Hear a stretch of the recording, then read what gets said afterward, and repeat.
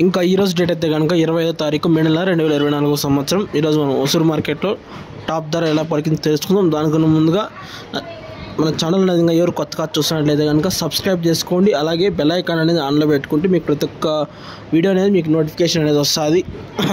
దానికన్నా ముందుగా మీకు సోది లేకుండా అయితే అప్డేట్ చేస్తా. హోసూరు మార్కెట్లో టాప్ ఎలా పలికిందంటే టాప్ రేట్ వచ్చేసి 1100 రూపాయలు అయితే టాప్ రేట్ పలికింద హోసూరు మార్కెట్లో 26 కిలోల బాక్సు. సోది లేకుండా అయితే ప్రతిరోజు మీకు అప్డేట్ చేస్తా.